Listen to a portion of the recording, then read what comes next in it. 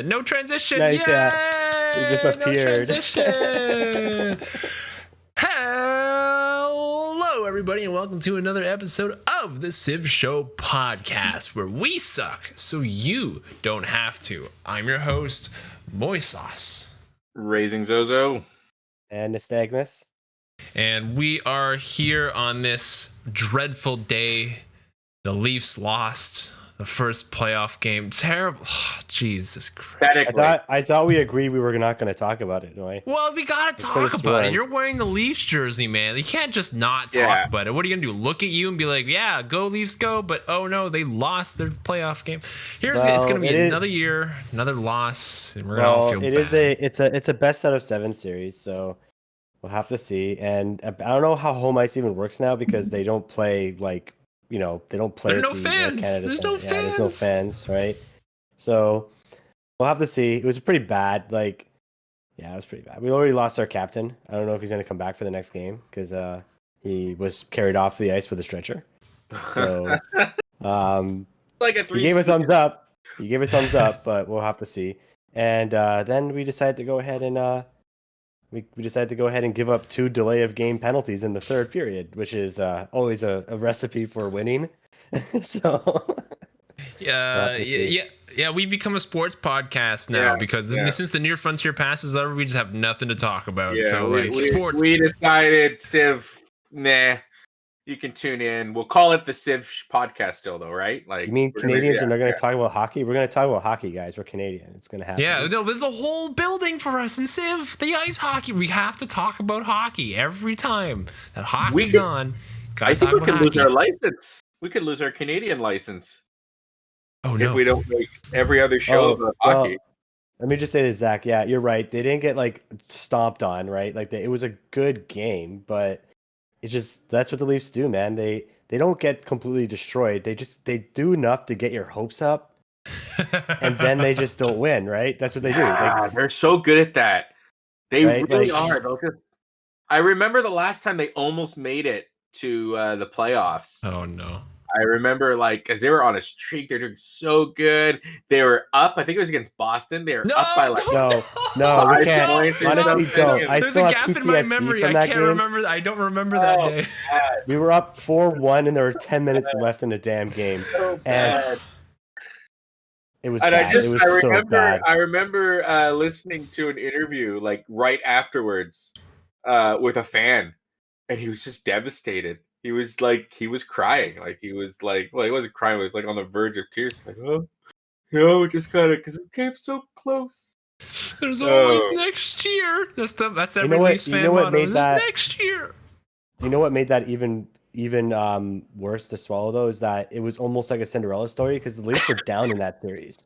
Yeah, right? They were down. Yeah. They were down 3-1, and almost nobody comes back from a 3-1 deficit. And then they went up 4-1 in the last 10 minutes of Game 7. And then just literally I was there watching that whole game, and you can ask my wife, it was the slowest moving train wreck. And by the time it was 4-2, I was like, oh my God, it's gonna happen. And I called it. I called that Bergeron was gonna be the one who does it, who's gonna score the winning goal. And anyway, whatever. let's I know we're all salty as Canadians, but let's move on to the actual Civ podcast. That was the sports podcast. Welcome to the Civ Show podcast. We're back here, okay? On Sunday we had the finale with Inquisitive Otter. We had our city-state takeover where we played a large, was it large or standard? Standard size archipelago map. Standard size archipelago map, max city states, barbarian clans. Is a lot of fun. Highly recommend playing it yourself. I played Indonesia. Zoe played Australia. Nystagmus played the Dutch, which we all hate the Dutch and people who are not thing of other people's cultures.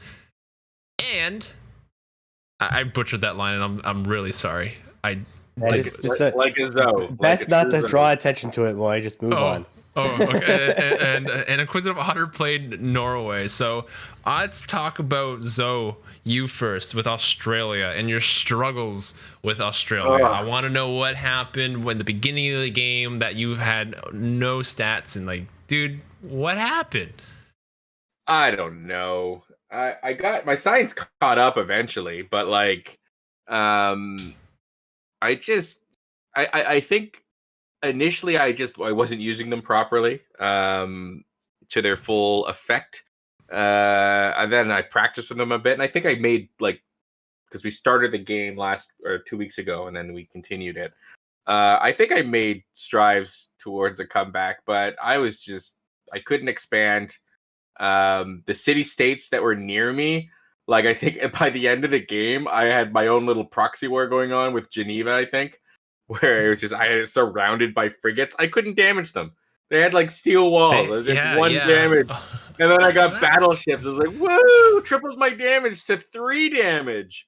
Yeah, that was a game of me clicking next turn. There was not a lot of hope for me. I wasn't a major player. But you guys listened to me while I talked, and that made me feel like a person. So I appreciate that. Thank you. But like, what happened early game that made your stats just so low, especially as Australia on the coast? I felt that like early game I was doing okay, like that my science was decent, and then when I discovered that, you know, someone else's science was like quintuple mine, like, oh, okay, I guess I suck. Like I got my own little continent, which was nice, but the appeal wasn't, I guess, as nice as it could have been. I don't think like my city growth was slow, like, and then it exploded. Like I built like 6 cities in a matter of like 20 turns. So I think all in all, I just was not super with Australia. I don't trust Australians, especially ones that love Georgia. And I think I was just playing this over and over again in my head about the betrayal of how much hi Sarge. I know you're there, Sarge. That's why I'm belittling Australia, Sarge. No, I love Australia and I love their Australian people for sure. I just couldn't get it to work for me. I did practice though with Australia. And I got a little better. Now I kind of figured out maybe next time I'm Australia, I'll be able to actually do something productive with them, because they are a great civ. They absolutely are a great civ. I don't even think I built a digger. That's how bad it was. No, they're modern era. It's really far. They're kind of hard to get, but we did get to the battleships and everything. So like maybe you guys had battleships and all that stuff. I don't know what Inquisitive Otter was doing. Although interestingly enough, I've been playing Germany because I'm trying Germany for VektorKat's challenge, which we'll talk about in a second. And I looked at how silly Germany's adjacency bonuses can get. So I'm just imagining now that, Inquisitive Otter he knows adjacency bonuses. And it's complicated, but I guess like once you figure it out, it's not so complicated, right? It's just a matter of planning, which I hate. Yeah.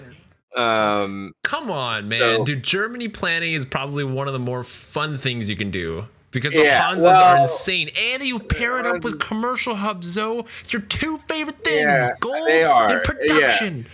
I am not disagreeing with you, but every time I'm Germany, I get a terrible start. I have not yet had Germany on a reasonable start. Yeah, that's right. Because you gotta remember this game. The first game I was Germany, and I started on a small snow-covered island. It wasn't a tundra-covered island. It was a snow-covered island. There was like 30 hexes of snow. It was ridiculous. But I made it work. I had like 2 cities. I used the 4 marshes I had. I built that dumb wonder. And that was a pathetic game. And then the last time I was Germany, the same bad luck happened. So but yeah, before we get into the VektorKat challenge and everything like that, let's keep talking about this otter thing. So let's move on to Nystagmus. So Nystagmus, you were the Dutch. Actually had a chance in that game. Yeah, you had a good game, man. What'd you do differently this time? I did. I honestly I don't know. Sometimes when you just, it's one of those things where if you just throw stuff randomly at the wall, sometimes something sticks, right? Like, there's no skill or planning involved. Well, actually, so I lucked out a couple of different things. One, I did start off with like a natural wonder right next to my capital, the Fountain of Youth. And I settled it immediately. Nice. The island I was on also didn't have any barbarians on it. I did not meet a barbarian encampment the entire game. Wow. I would consider that a bad thing because it was so easy to buy units from those clans, and it was incredible. Like, I bought so many units. I bought the unique Brazilian battleship when I didn't even have battleships yet. It was incredible. Anyway. Well, I'm in an early game though, right? So I didn't have to make units. I think I didn't even build like a melee unit until like basically the medieval era. Wow. Yeah, like because all my production was going into everything, right? So my basic plan was culture, like just go for the culture victory and owls, and if I can get the most suzerain ships of the city states, then that's gravy. But if I can, because I knew it was going to be like a 2-weeker, if I could get a culture victory, then that was my big move. And so I thought I did pretty good. I was able to get my science and culture and everything. My culture was like amazing. Like I was like far ahead in the civic tree than most. I think you guys pretty easily. By the end of the game, I was at democracy. So, and then just go up the civic tree because I think the civic tree is underrated. Everyone talks about the tech tree a lot, but like getting the higher civics is really important too. Well, welcome to like 20 podcasts ago, dude. Whatever, man. I don't listen to anything you say. So I just do this. Burn this thing. We need like a sound. Burn. Yeah, we gotta ramp up our side effects. More. Get on that. Okay. Yeah. So yeah, I just find out. So like my basic goal was culture victory, seize all the city states if I can, and that's how that would be my end game, right? I wasn't as aggressive as I wanted to be because again, I didn't build any units because I was really focusing on production science and culture, and so I couldn't really stop you from killing all the city states. But then I thought, oh wait, but he can't like raise them, right? We're not allowed to raise them, which is correct. Which made me go, okay, I can just go back and take them later. And so basically I ramped up to a point where I would only have to use production to build the district, and I was making enough gold where I could just buy all the add-on buildings. Right? I think I've only built one library the entire game. I bought everything else. And so I thought like I did pretty good. Inquisitive Otter was just like way too far ahead in science. I was catching up, and I was able to stay ahead of him by the time I declared peace, because then I can get all the city-state bonuses. That's what sucks when you have like someone who seizes most of your city-states that you're sending envoys to get bonuses to, and then you declare war on them. Because I lost all my science from that. And then as soon as I declare peace with them, then you can't send trade routes to them either, right? Yeah. So those, no envoys. Interesting. Yeah. So as soon as I made peace, he actually like was talking to me outside of the with you guys saying, hey, do you want to declare peace? And I said, yeah, because my science is garbage now. And so I declared peace on him immediately when I could, and then my science went back. My science more than doubled. So, and then we basically plotted to take you down, Moy. So that was basically the thing right there. That was great. It wasn't. The only chance we had was if the three of us united against him, against Otter, and then he declared war on you, Nystagmus, which, because we are allies, triggered a war with me, which also destroyed my alliances and stuff like that, all my city-state garbage. So I suffered for it, ultimately. And then you declared peace, and then ultimately declared war on Moy. Like, it was funny that Moy thought he had a chance for a little while with the naval battle. Wow. But like, just hold my own. What can you do? Wave after wave after wave of battleship. Like, it was crazy. Like, I think at one point my galley like went by all of these boats moving towards, and he was like, "Don't worry, I'm not going after you." And I was like, "Oh my god!" This huge fleet moving towards Moy. I killed a lot of his battleships though. He had Phoenician arsenal, and eventually like he was getting like core or fleets, I guess they're called fleet boats, and then armadas. And then once the armadas came out, I couldn't handle that. It was too much. Yeah. I mean, I was killing them with caravels and like my yongs, my unique frigate, Since I can faith buy boats, that was the only reason why I can keep up with him. Which is I was generating enough faith where I could just faith buy a ton of boats, which is what I was doing, but I didn't have enough strategic resources to keep buying those boats. And I ran out of coal, so I'm like, give me more coal. Zo, give me coal, give me coal, give me all the coal you have, just so I can keep buying it. But then it didn't matter because I still ran out of coal. And I'm like, okay, let's buy these Yongs. And the Yongs get destroyed in one hit by anything because they're way out of they're made of wood. Tech, yeah. I'm fighting these steel ships. I did my best to feed you coal. Like, at least I had that. I think at one point I had like 8 or 10 coal a turn. At least I can trust you. Yeah, of course. We've been we're almost, I think, at neutral. We're almost at neutral now. Our relationship. I'm pretty sure there was absolutely there was no agreement between me and Moy, and I remember you getting really upset that I sued the city-state that you immediately took over because Fez? That was literally right beside my whole empire. Is that what you're talking about? Prelude to War. Oh, the other one that was right beside my empire. Okay, yeah. Those two. It's always a Fez, guys. It's always a Fez. That's a prelude to war. Okay. All I know is that you basically kind of like, you had your hissy fit about me choosing a city state, and then you just start taking them over and acting like you're all moral, basically. Like, oh yeah, I'm just burning these cities to the ground. It's cool. I wasn't burning them. Excuse me. I was absorbing them into my empire. Okay. The city-state being under your empire is equivalent to being burned down. I think actually they would rather have been burned down. No. So no, I showed them the way of the snack. Okay, they were like, oh wow, this is the god that you worship. No way. And they were hallelujahing in the streets. I did. Having babies left and right, population growing like crazy. You sure didn't show them how to like float boats with all the ones that were being sunk by Inquisitive Otter. So, but you know what's good though? He sank so many of your boats. You can use the wood to build a dam, and just like wall off part of the sea for you. You got a huge case of the meanies today, Nystagmus. My hockey team lost. I'm mean. Yeah, his hockey team lost the confidence of being second place in the game. I see it. I get it. We had one point of mine and Moy's relationship was that he wanted to convert my cities, and this is just after I discovered that was Traveler. Awesome. Yes. And I had chosen because I was in a dark age, so I had chosen the evangelist one.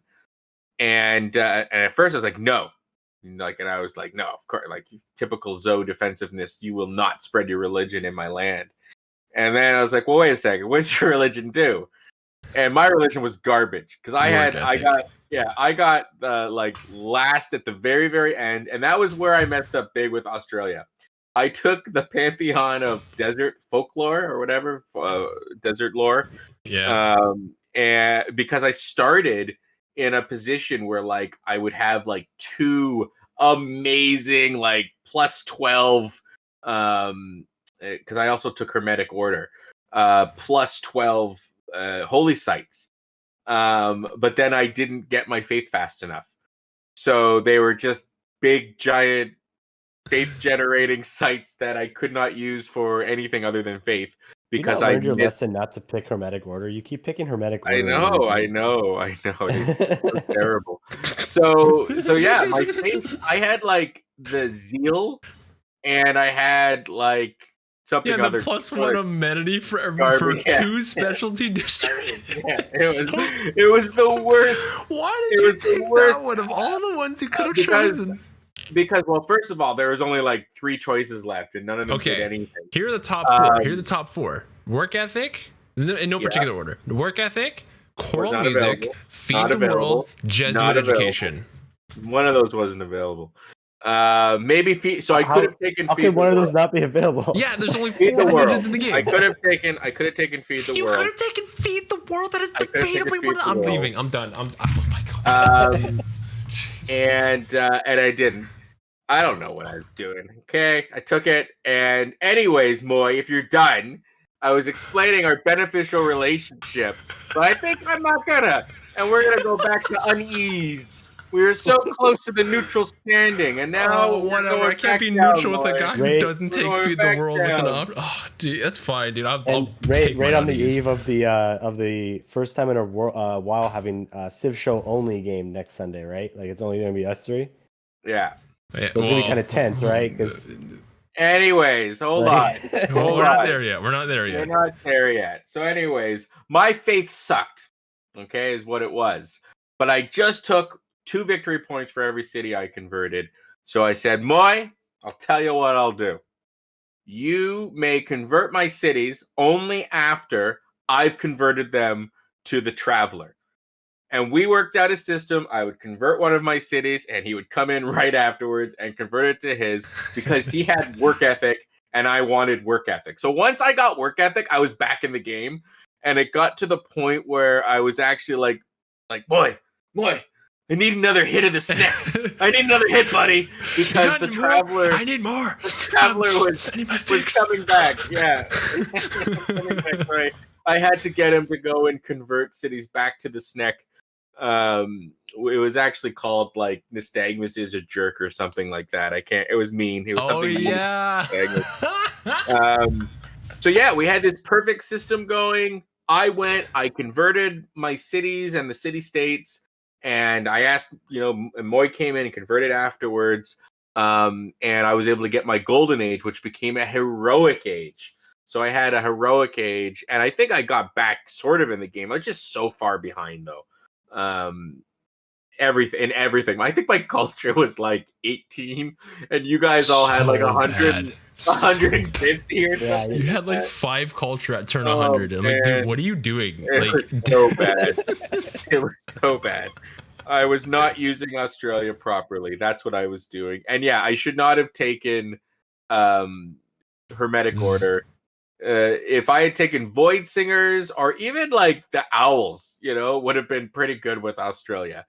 No, or even Vampires. I didn't know would have been better. I didn't know would have been better than Hermetic Order. Hermetic Order, which is debatably one of the worst, even though it's my favorite one too, one of the worst secret societies.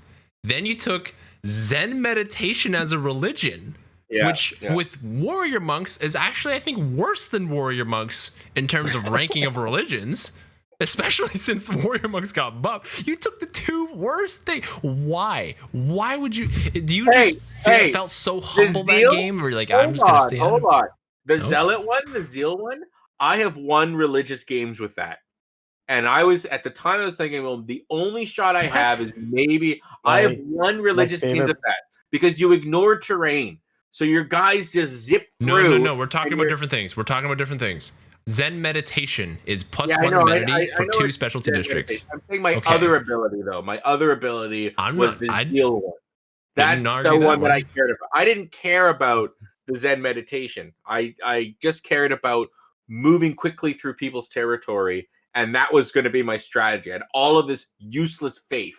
And then I was like, you know what? I'd rather have work ethic. Screw that boring, try to convert the world. It's not going to work strategy.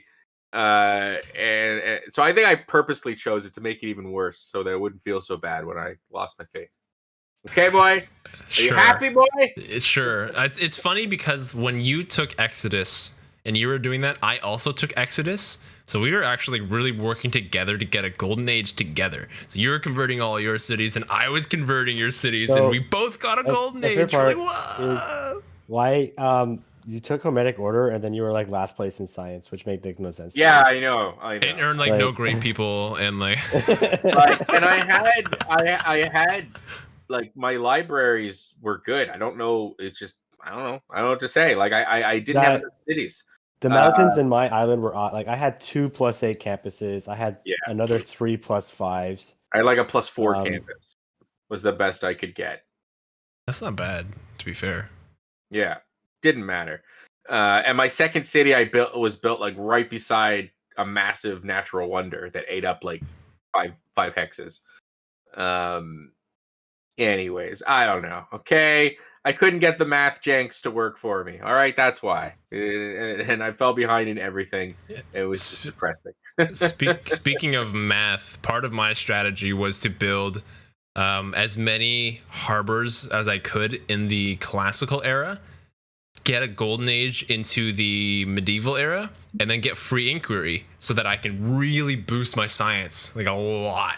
So I got a golden age in the classical era, got monumentality, built a ton of cities with my settlers. Faith bought all my settlers, built harbors in every single one of those cities, got free inquiry in the medieval era. Oh, things are looking gravy, things are looking Millhouse. Yeah, my science is actually not terrible, but it's still not better than Inquisitive Otters, like for whatever reason, but it's not terrible, and I don't really have any campuses, so this is pretty good. The medieval era lasted maybe 15 turns. Yeah, that was crazy. What that the was heck, crazy man? how quickly we went through that era. My whole strategy just crumbled.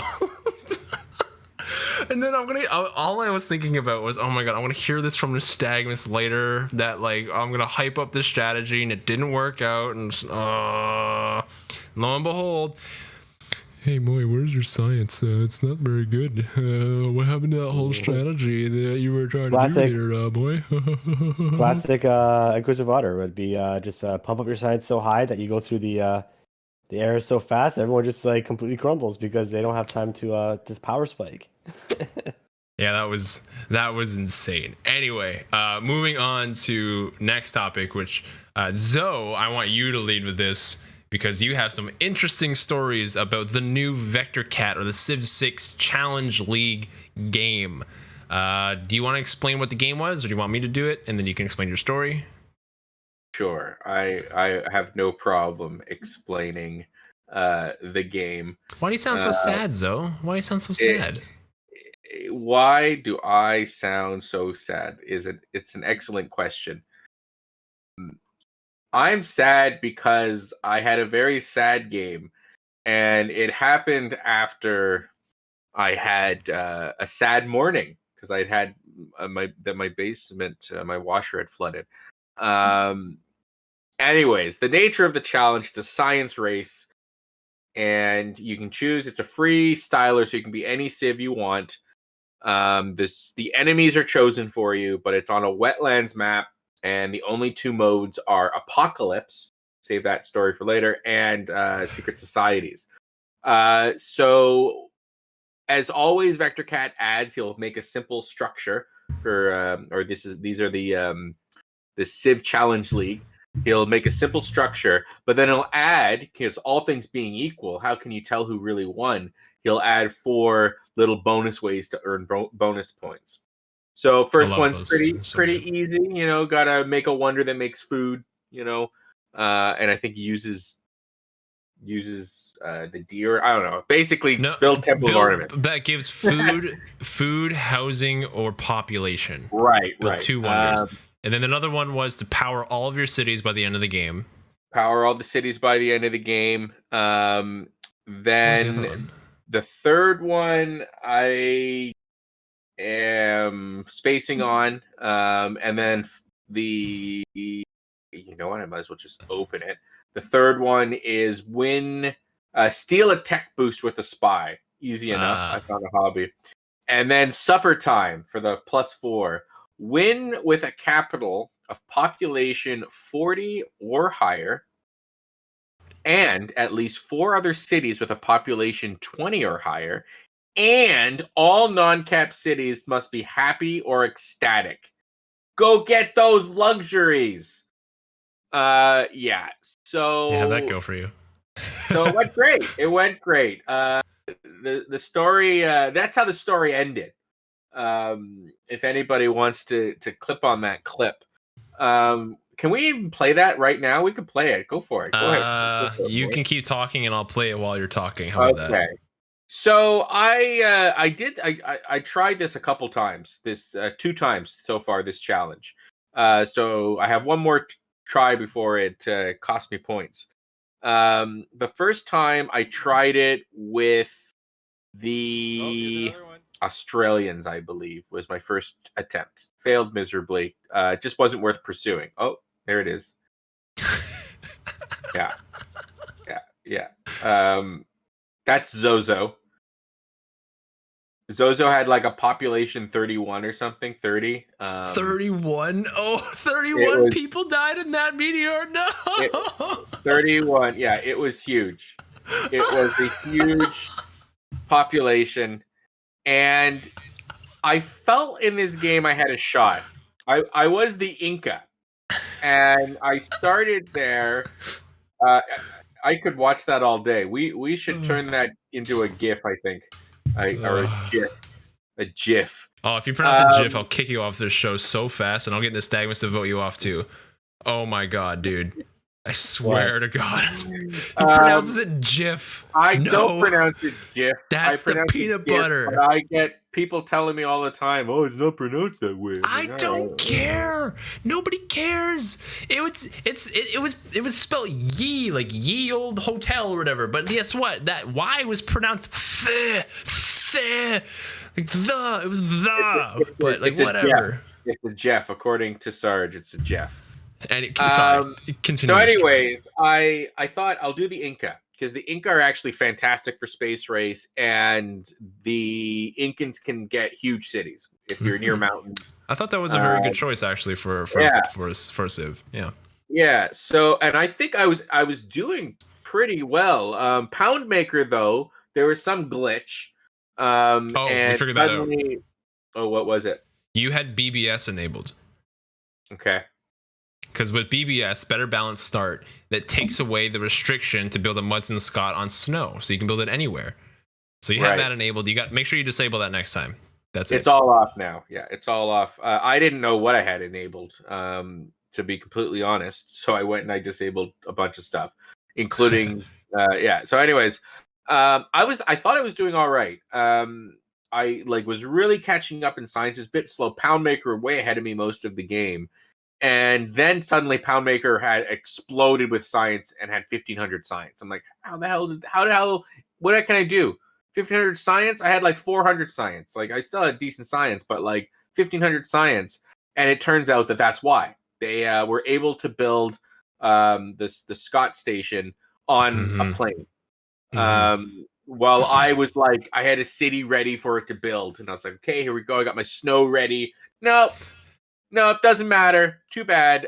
So anyways, they were being dumb, though, with what they were building. They were building slowly. So I was like, all right, the AI is being kind of silly with the order they were building. I got to the moon landing. So in the end, maybe if the computer was sluggish, I might have been able to do it. Probably not, though. 1,500 science, that was just ridiculous. That's a lot. Yeah, that's a lot. So Mali, though, freaking coal inhaling, I guess they eat coal in the Mali Empire. They just chug hard and eat all the coal. And then I don't know what maybe they fed it to their cows and the mixture of the methane and the coal, but they were producing so much CO2. I was making like 200. I was making like 200. They were making like 4,000. It was ridiculous. So Mali basically polluted the world to all heck, it went from, I felt like very rapidly. I felt within within 2 eras, it went from like a 4 to a 7 for pollution. Yeah, that's when that happened. Yeah, it happens quick, man. Quick. Yeah.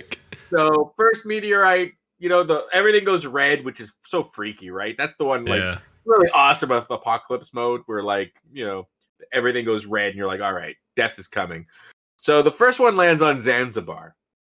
Okay, Zanzibar, great, very good place to land. Doesn't really hurt anybody, except for the Zanzibarians. So the next one, it announces that a comet's going to crash. Okay, next turn or whatever. I had time. I knew that the comet was coming, so I scrolled over to the capital of the Cree, and I started doing a voodoo curse, invoking the luck of Nystagmus and saying, bring a Nystagmus here, bring him here. And needless to say, I guess they were listening. The voodoo gods were listening, because the comet came crashing down. And that's where it crashed on Zozo. And the clip only captured a small part of my response to that. That was like the initial devastation of, is that mine? And I died because I was like, it was such a hard challenge. And to come so far and have that the second city that got a fucking comment dropped on it wasn't just any of my cities, it was Zozo. This massive city, and everything in my empire just collapsed after that. Like, and big crater where Zozo was, my science cut in half, everything cut in half. Because the capital was like the center of everything. Yeah. It was devastating. It was so devastating, and this is like I'm learning a lot this challenge. I'm learning about space like we don't go for victories. Maybe we should start doing victories more often. Space is harder than I gave it credit for. It's tough. Especially like when the AI is able to cheat like that. But anyways, the VektorKat having it in apocalypse mode was like, oh my god, like it was hard enough with the constant tornadoes and floodings. Like I did like that there was I felt like a lot of meteorites, like a lot of the good ones, the ones that get units. Yeah. But no, the pollution just got insane. And then second comet fell on me, and I was like, all right, that's it. Like I surrendered after about 5 minutes of on-screen dying, because of how just upset I was that I got a comet dropped on me. What was the voodoo chant that you were saying?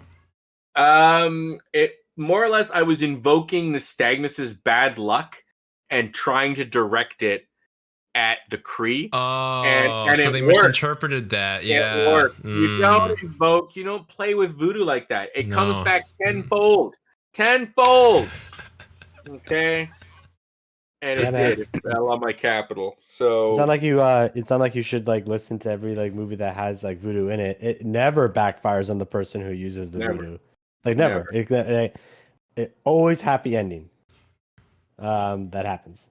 So it's crazy that you talk about all these issues that you've had. So here's my game, okay?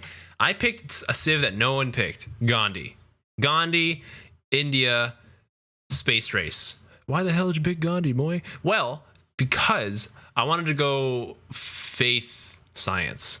So my whole game plan, so since India can build stepwells, that's +1 housing. Which I know that terrace farms, I kind of forgot. Terrace farms now give a full housing, but in my mind, I'm like, oh, stepwell, full housing, really good. I can get the housing down so that I can really get my cities high in population.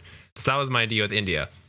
Then, if I build these high population cities, I can get cross-cultural dialogue, which is +1 science per 4 followers, and I can really get my science up just through faith. So I spawned next to Pumukale, which is an incredible wonder. It gives you adjacency bonuses for all your districts, like campus, theater square, whatever. And I surrounded it with 4 holy sites. I have 2 + 6 holy sites, and then 2 + 4 holy sites around it. And I took work ethic, and I doubled my adjacency bonus, so I have really good production throughout my whole land. I'm looking great. Oh yeah. Then, more good news. I got Hypatia, the great scientist that gives you +1 science per library. Ooh, yeah. And then people in chat are like, yo, you can never get Isaac Newton in deity. It's impossible. You know what I said? Watch me. I said, watch me. Whatever. You were like a sputtering, cowering, I hope I get it. Oh my goodness. You didn't get cocky until it came up. And it was because there was a cluster. There was a moment where you got a guy, and then I think the computer got a bunch of guys. Yeah, there's like 4 of them. Yeah, and then you got lucky. Yeah, it was by no means a guarantee. That was sheer luck that it landed on that. Okay, boys and girls, don't listen to this man's strategy. Hey, okay. The strategy. I have Divine Spark. Okay, so that's +1. great people points per library. I have Oracle 100% great people points in the city. Then I have a Pingala in the city with Oracle, and that's a lot of great people point generation that I don't have to do any projects, even though I did to get Newton. Pow! Yeah. Eat crap, Zoe. I'm better than you. Barely planned. Barely planned. I love though, Moy, you're becoming the vulgar one, the mean one slowly. I'm just sitting here taking slowly. I thought I was always the mean one. I thought that was that's me being on brand, just like how you mispronouncing everything is on brand. This is me on brand. To be the villain, but you're the villain. I'm just the innocent guy that's like here just trying to have fun, you know. And there's a different. Okay, so you're improve and. Here's a game that we can play. Let's do alignment charts for all of us. All right. Alignment? I'm neutral alignment. Good. You're neutral good? Why do you say you're neutral good? No. Why do you say you're neutral good? Why am I neutral good? I am neutral good because my moral compass is one that I do seek to do good by others and do well by others. But I am in between the order and the chaos. I see the value of both, and I think they can both be used properly from time to time if you do it correctly. Neutral good. That's my. You're chaotic neutral. You're not lawful. Yeah, I put myself as chaotic neutral. I'm very chaotic selfish, so like I'll do anything for my enjoyment, but like I'll kind of. It's not evil per se, or it's not good per se. So if I find that it's better to ally with someone for my benefit, so like my benefit where I can convert your cities and I can get a golden age too, let's do it, right? That's great. But then if I can just promote chaos throughout the world for my enjoyment, let's take CivGive for example. Hey Bose, that's a naked settler you have 50 tiles away from my empire. I'm just gonna take it. And you got to pay me $25 in my charity to get it back. And I give it back to him. But I remember. Yeah. You paid off on spot to attack me. Oh, that too. No, that was to get off my border. That was to get off my border. It was the deal, and he did. He went the Lake of Oblivion. Okay, the Lake of Oblivion was raised because you used. I think you might actually be evil. It might actually be evil. There might be evil there. But that was in my benefit. That I don't understand. Like it's not chaotic evil. It's chaotic neutral. It cancels it out because you were trying to benefit others. So all right, if it was directly to OnSpot, I'll just give you this $25 to then. All right. What the heck am I? You're lawful neutral. You're lawful neutral. You might be lawful neutral with good tendencies. You might actually be lawful good. I could see lawful good. I don't know. He betrayed. No, what about last game, man? He just declared war on me for no reason. Like, what was up with that? Huh? Well, right now he's going to explain the reason. Can you tell us the justified lawful good reason why you declared war on him again? Everyone keeps saying I try to kill guests, so I help the guests win the game. There you go. What a noble thing to do. Moy's here every week, causing his crazy nonsense all over the place, flinging his turds everywhere. And here you are, trying to make sure that our guest has a good time. That's just beautiful, man. Oh my god. Lawful good. Lawful good. Good all job, right. man. Well, I'm with you. I say like lawful neutral because I kind of did it just because Otter told me to. Okay. Right. But you're a doctor, so that means you're good by default. You have to work really hard to be a Hannibal Lecter, I think, is how it works. So we're all neutral. You haven't served anyone's liver to your dinner guests, have you, Nystagmus? People call me out for inviting people and killing them, so I killed someone else. So the thing is that the point of the first statement is that I don't think the first statement is true. I had one time where I declared war on foibles, and then the immediate game we had foibles back, I helped him win the game. Do you know why this is a meme though? Because he was the first guest we ever had on the Civ Show, and you murdered him. It was the first guest we ever had. And you're like, oh, I'm playing Zulu and he's playing the Dutch. And I'm like, oh, I'm Zulu. So like, hey, Foibles, I'm going to take your capital, by the way. His capital. And you're going to sit there and you're going to watch. I gave it back. Is that the lawful neutral coming out of you right there? Just like, here's your city back. No, is there an alignment chart for being stupid? Because that would be you. Because why on earth would you give your capital back? I don't. Well, why? it kept loyalty flipping, so I just gave it back to him and he gave me stuff. So how is that stupid? All right, lawful neutral. Okay, go back to lawful neutral. He gave him the stuff in a back alley though, so. Yeah. You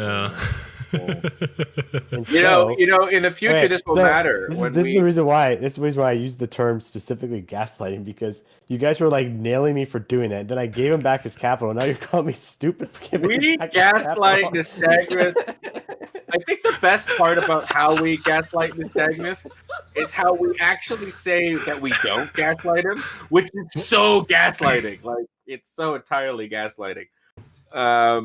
That's on brand for him now. It's okay. We're all doing our parts here, you know.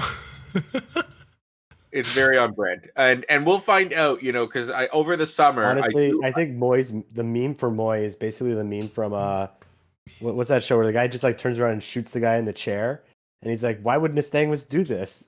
It's like Moy shoots Zoe in the chair, and he's like, "Why would Nystagmus do this?" Nystagmus, why would you make me do this? Like, what? Anyway, Zoe, what were you saying about the summer?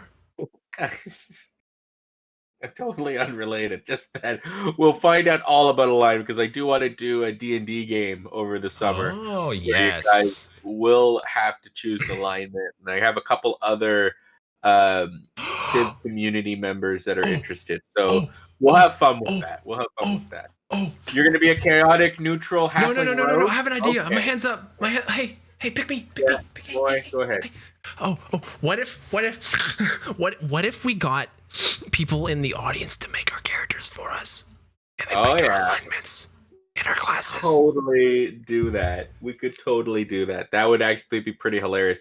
Although that would probably have to be like volunteers from the Civ show, just because I think some of the other Civ members I've been talking to have something in mind. But they might be up for that too. They might be up for some kind of fun, crazy, let the audience choose chaos.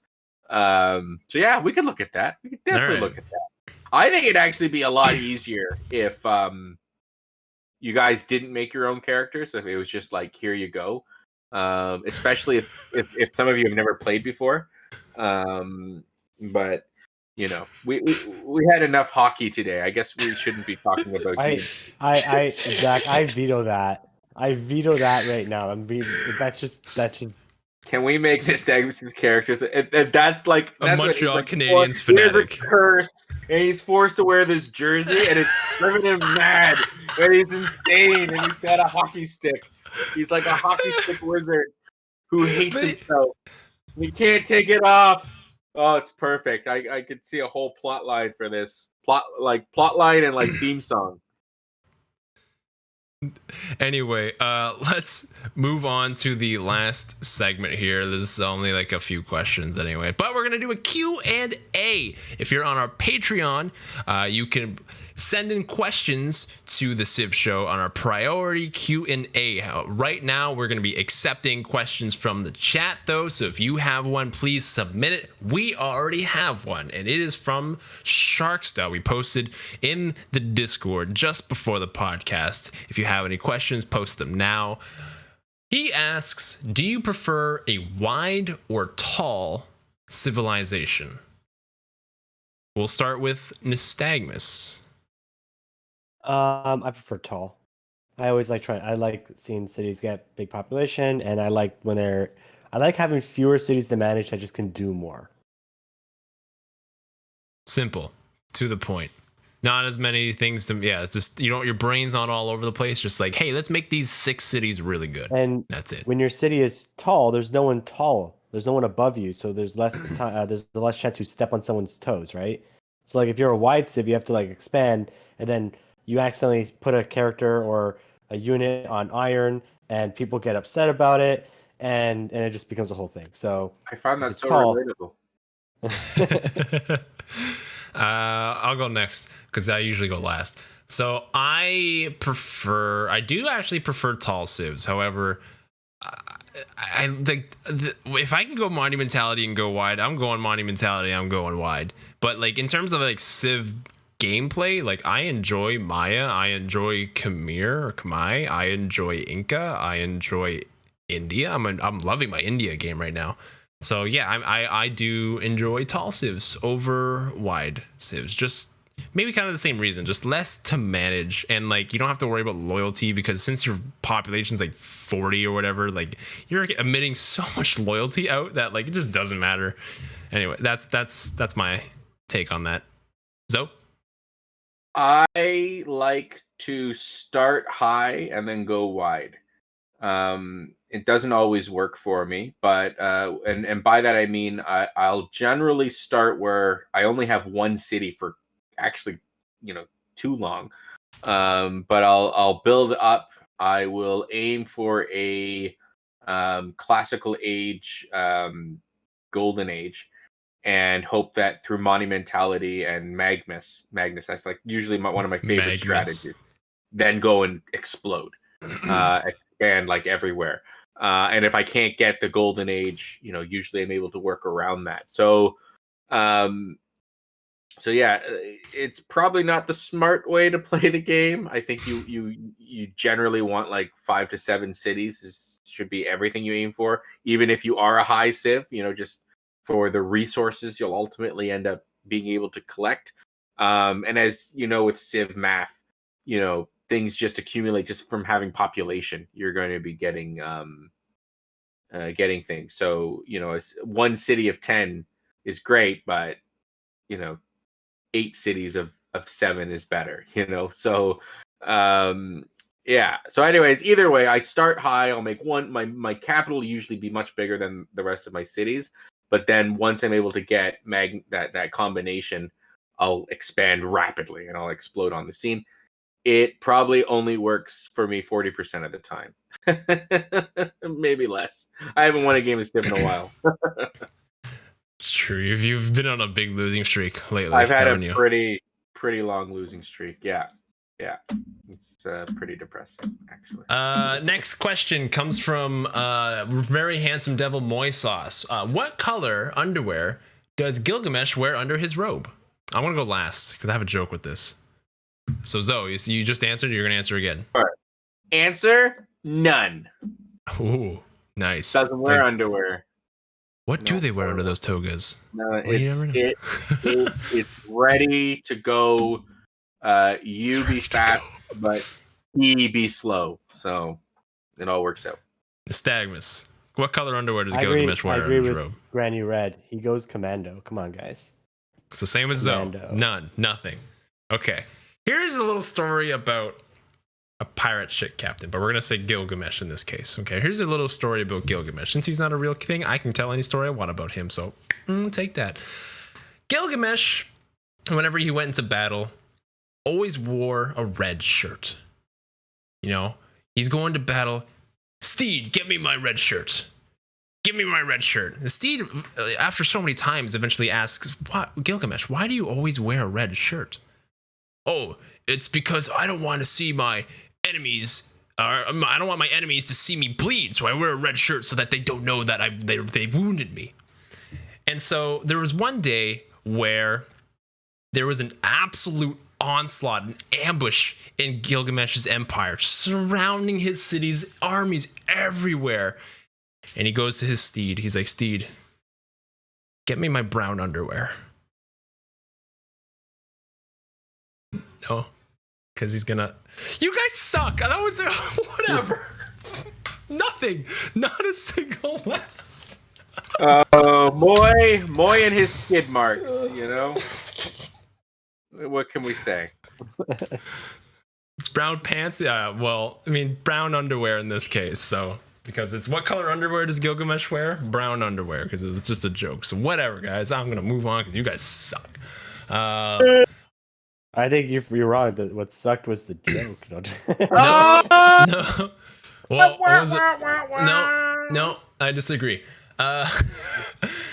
And the last question, which came from our chat just right now from Pac-Man, I thought this was a good question. How good do you think a Babylon but instant civics instead civ would be? So I'll go first now. I think it would be actually kind of balanced. I think it would be a lot of fun. If you think about, like, sometimes it's easier to get inspiration boosts. For example, to get political philosophy for your first government, all you got to do is meet 3 city-states, and maybe 80% of your games are gonna meet 3 city-states before you get political philosophy. So you will get a first government right away. But then you think about what policy slots or cards can you put into these governments? You have to unlock those too. And if you kind of compare it to Babylon, if they get minus 50% culture, they need to meet all those inspirations, which some of them are kind of ridiculous. It'd be kind of hard to unlock maybe the really good policy cards, because then you need to meet all these inspirations. And so yes, you can get your first government really fast, you can get democracy really fast, or you can get like all these other things, but the cards that you can put in those might not be ideal. And so I think it'd be pretty balanced in my opinion, and I hope a modder does make it, because I think that'd be a lot of fun. Nystagmus, because so you go last. I was already kind of talking with a minute, just because I think getting that early government is super strong. It's stronger than any equivalent early tech, right? Like getting political philosophy like right out the gate, like you can technically get it like basically within the first 5 turns, right? And so getting that first government right out the gate allows you, especially if you have other modes on. So it depends on the modes too, right? So if you have like secret societies on, then you have so many policy card slots. Yeah, but what cards are you gonna put in them? If you meet 3 city-states before you even get like 3 tile improvements, what are you gonna put in there? God King and the one that gives you 1 production per city? Like, that's not that great, right? You get a government. What about your cards? What about your policies? No, but the thing is that it's easier to hard research civics than it is for tech sometimes. But if you do still the minus 50% culture, like equivalents to Babylon's minus 50% science, it'd be harder to hard research those. So you're going to go through the tech tree, but you're going to be able to get those cards still. Just a lot slower, hypothetically.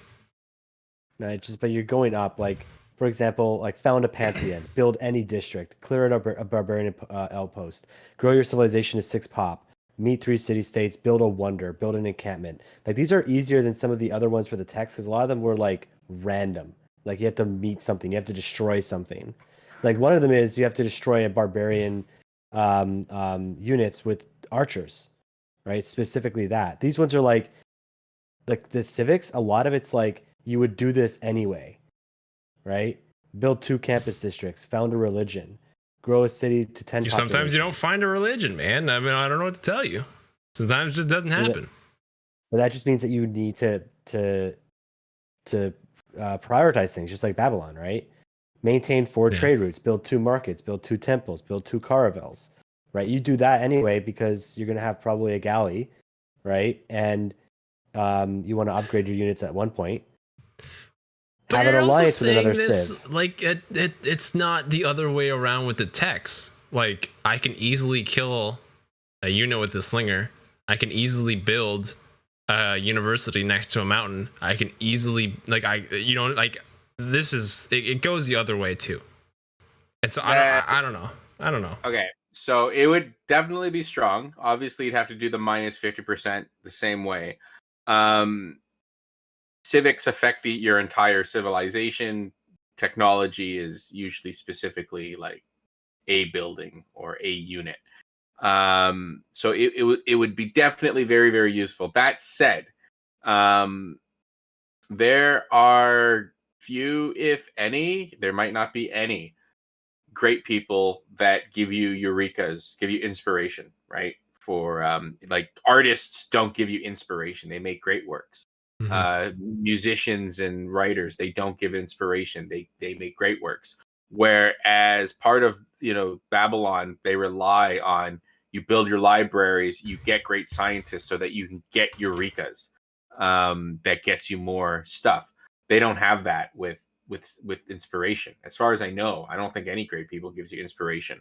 But I could be wrong. I don't follow. I don't usually take that route. That I would be getting great people, but I'm pretty sure and I've commented this before. I think that the cultural great people are all very boring, and I think Civ made a mistake the way they did it. Like I don't think you need to have writer, musician, and artist. I think you could have summed them all up in one and then opened it up for other stuff, because engineers are very interesting. Generals are very interesting. Merchants are very interesting. Yeah, and Penny Red made a good point, which is they can't really do the same thing with Babylon because 50% culture hit would mess up the victories condition for culture victory. That's their weakness, that's the price that you pay when you play that sort of Civ. That's okay. You would ultimately, you'd either need to compensate for it somehow, which that's a huge negative. Or they're designed that's not that culture win is not their best win condition. That it's more a support mechanism to get them, wherever they need to go. So I get why they didn't do it. Like, science is really big fundamental part of the game that's been around since the beginning. Culture has, it's evolved much differently than science has. Science is more or less science. In fact, if anything, culture looks a lot like science, right? That we're adding the trees and all that stuff. But science, the way it's worked, has been with the game from the beginning. Culture's a little bit different. Started in Civ 2, but it's been very different each game, like how it functions. So, like, ultimately, that Civ, I don't think, they wouldn't be able to. The culture victory would be very hard because tourism is affected by your culture, right? And if suddenly you're getting half, unless it was something like you get half the score, but tourism's unaffected.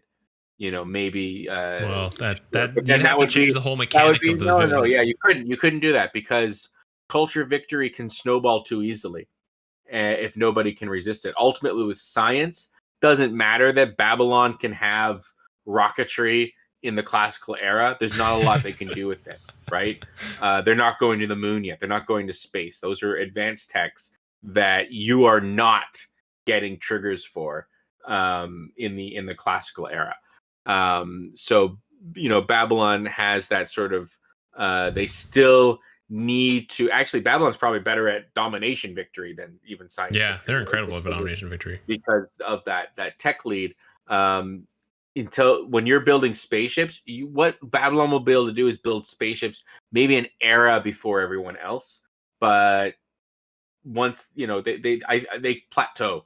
With culture, that wouldn't happen. You could probably win a culture victory very, very rapidly if you could go through that civic tree super fast. So maybe it would be broken. I don't know. Maybe it balanced out because you don't have great people. Because of that, because your great people are not giving you eurekas or giving you inspiration. Yeah, maybe that would balance out. But I have a feeling that it would ultimately be too big an advantage. And then what else would the rest of the Civ be? What else are they doing? Are they getting something special when they spend great people, or I don't know. Anyway, this way, like both Babylon and any Civ that would have like this kind of special inspiration thing are very like unfair in dramatic ages, right? Because you can like easily rack up error score doing that. No, because it's harder to. It'll plateau eventually. Like you'll like those like suddenly like you can get a lot in the classical era and the medieval era, but then if you just get all of them, then you don't achieve any because you've gotten all the easy ones. What are you gonna do? The research is 50% behind. You can't just research things quick to get the score. There's gonna be you're gonna plateau at like the industrial era probably or something where you just can't get any of these eurekas anymore, or it's just harder to do so, and you'll die to dramatic ages. That's my opinion on that. But I don't know we're that. running out of time. That's some food for thought. Like Good- as good Snap question, Mango said. though.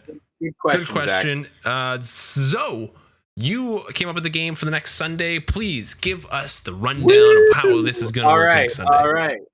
All right. So this coming Monday is Victoria Day. So this is the May 2-4, which is a celebration of Queen Victoria's birthday. So pretty much, I think most of the Commonwealth celebrates it, or any of heavy British influence celebrates Victoria Day. It's kind of an important long weekend for us. Kind of sucks that we're all of us are going to be inside. Got my vaccination today, by the way. Woo! Woo! First one. I know. I'm on my way. So in celebration of Victoria Day, this Canadian British Commonwealth holiday, we are going to have the Commonwealth Games, and we will be playing only with Commonwealth nations. And I think we could probably even drum up Commonwealth city-states. We'll see. I was looking through the list. I think there's 5 at least, but we might be able to be creative. We got Victoria, England. obviously. We have England, we got Canada, we got Australia, we've got India, we've got Scotland. So that's at least 5.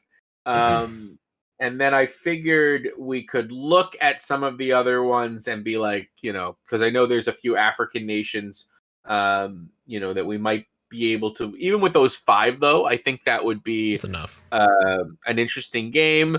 We'll decide whether we want to have a couple computer players or not. I think we're going to play with the zombies at least on. I kind of want to do Carl mode. Everything. It's a 1 week long game, so we need to start and finish. Yeah. Yeah. So we'll probably do Carl mode, and maybe we'll even do the all things being equal, whoever has the most cities conquered. Something along those lines. Commonwealth, maybe it could be Suze's. I don't know.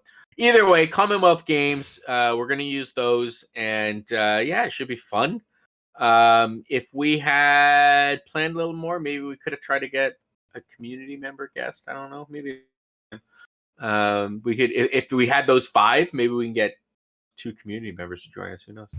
I hear Sharkster's generally always around. Sharkster, are you around? Are you always around right now? Come join us instead of having barbecue. If you're not Canadian, you're not doing anything special. You can come join us instead, and we're gonna have just a great May 2-4 here on the Civ Show on Sunday. Woot. And so let's wrap it up. You didn't let me finish, Moy. You didn't let me finish, Moy. Okay? Just letting you know you gotta wrap it up. So, hey, the signal. Your signal's terrible.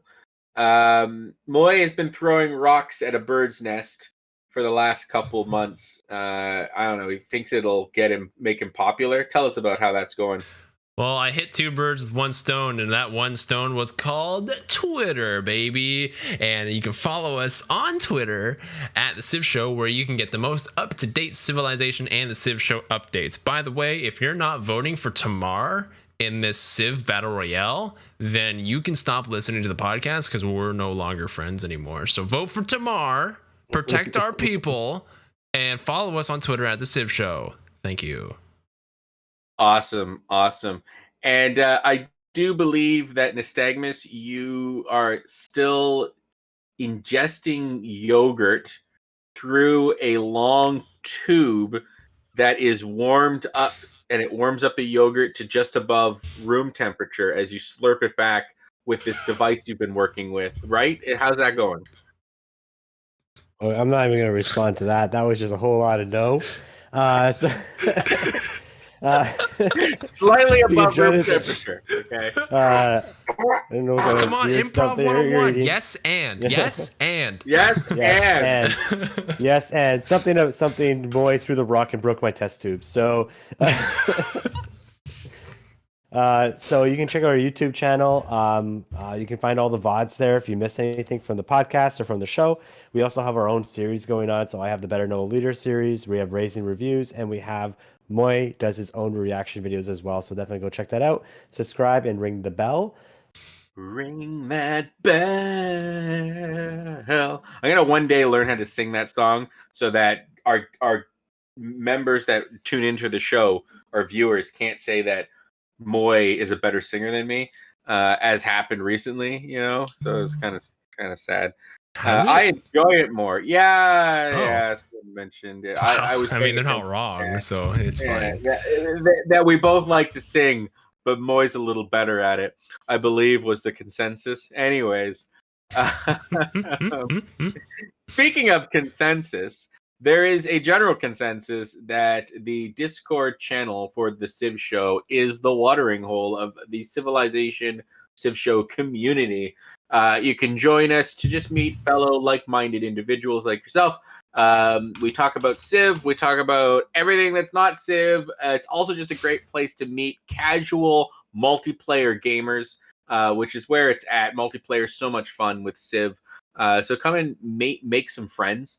And then also you can check us out on Patreon. What? I was trying to come up with how you do test tubes. I was trying to what can be for Patreon? What can be for Patreon? Well, I just did it, boy. I just did it. Well, no, we need me and Nystagmus need to come up with something. What you can do though? Okay, tell me what we can do. You could go and join the Patreon. And then we could make that, one of the categories, the higher ones, is to announce the Patreon. You have to say something specifically. I don't know. Whatever. You guys, whatever. I didn't give you a chance to figure it out. Okay. There are so many tiers on the Patreon. I can't even remember them all. It's chieftain to deity. So people can join that. And, at the Civ Show, we're always trying to make things better. And we invest our time and energy into this project. And we're hoping that things like the Patreon, much more direct way for you to be involved with supporting us, that will be able to unlock all sorts of new resources and improve your experience even more. So if you like what we're doing, please check out our Patreon and consider becoming at least, I don't know, king or higher. I'll talk to you. Settler. I'll talk to you. King or higher. Moy, he's got low standards. He'll do settler. Every empire begins with a settler. Okay. And so Moy will talk to you if you're settler or higher. Me though, I'm saving for the kings. Okay? Whatever, dude. I value everybody. Okay, everybody. You know what? A good king though knows that there's a difference between a settler and an emperor. Okay, sorry. Well, who are you the king of if there's no settlers, huh? There's no empire, no empire at all. So that you know what? That settler's doomed if it doesn't have a good emperor. Okay, or a good warrior leading the way, or a deity, perhaps a good deity. Anyways. Thank you so much for joining us tonight. Remember that you can tune into the Civ Show. We now have 5 days of Civ Show amazingness opening every Sunday at 7 p.m. Sunday, 7 p.m. Eastern Standard Time. Here on Twitch is the Civ Show main event of the week. As we said, we have the Commonwealth Games coming up. That'll be fun. You can join Afternoon Tea on Mondays with Nystagmus. I'm certain he's excited to get those rolling again. 2 p.m. Eastern Standard Time. Good Morning Amenities, 10 a.m. supposedly. Razing Zozo presents those. And then Moy at night, 7 p.m. Eastern Standard Time every Wednesday. And then, of course, our podcast, how we wrap up the week. We only get 2 days off, people. That's how dedicated we are to you. Why won't you join our Patreon? Oh my God. Join us on Thursday for our podcast. And yeah, that's it. Woo! Good cast. Are we going to raid somebody? Like Foibles maybe? Or I guess there's a couple targets out there. Are Boibles foibles? Boibles foibles? Are Boibles foibles? Boibles? Foibles? Moibles says we should rate our Boibles foibles. Oh. Yeah. All right. Yeah. We can do that. Nystagmus will kill him and then make sure he wins. So it worked. It's like a true doctor. Okay, bye. Bye. What a great way to end the cast.